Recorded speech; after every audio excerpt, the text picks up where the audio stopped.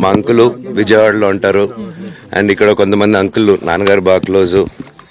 మనోజ్, నువ్వు ఎన్నో సంవత్సరాలు ఇంటి బయటగా ఉన్నావు, నీ సొంతంగా ఉన్నావు. మీ నాన్నగారు అమ్మగారు ఒకరే ఉన్నారు.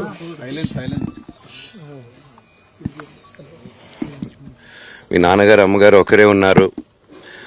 మీ అన్నయ్య ఏమో దుబాయ్కి షిఫ్ట్ అయిపోయాడు ఫ్యామిలీతో. మీ వైఫ్ ప్రెగ్నెంట్గా ఉంది.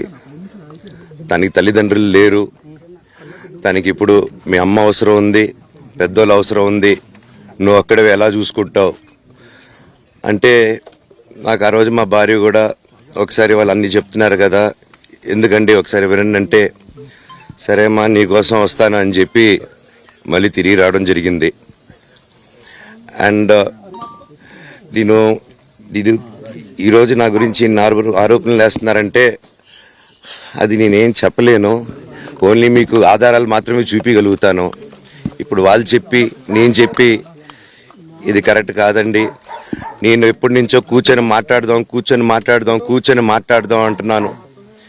పిల్లలకి లోకల్లో ఉన్న, అక్కడ లోకల్లో ఉండేది ఎవరో కాదండి, మా బంధువులే అండి అందరూ. ఆ చుట్టుపక్కల గ్రామాలందరూ మా నానమ్మ ఊరు, మా అమ్మమ్మ ఊరు అందరూ మా వాళ్ళండి. వాళ్ళ పిల్లలు, మనవాళ్ళు, వాళ్ళ బంధువులు. సో వాళ్ళకి అన్యాయం, వాళ్ళు నాకు వాళ్ళ అర్జీలు పెట్టుకున్నారు, వాళ్ళ లెటర్లు పంపించారు, వాళ్ళన్నీ చేశారు. నేను వాళ్ళకి సపోర్ట్గా మద్దతుగా నిలబడి ఏమైంది నేను అడిగేసరికి వినయ్ అతనికి ఫోన్ చేశాను, మెసేజ్లు పెట్టాను.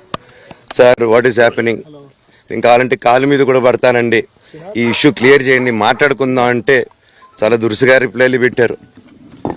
నేను ప్రతిదీ ఈరోజు సాయంత్రం 5:30కి ప్రెస్ మీట్ పెట్టి ఇన్నాళ్ళు ఆగానండి, ఇంకా ఆగలేను. ఈరోజు ఈవినింగ్ ప్రతిదీ చెప్పేస్తాను.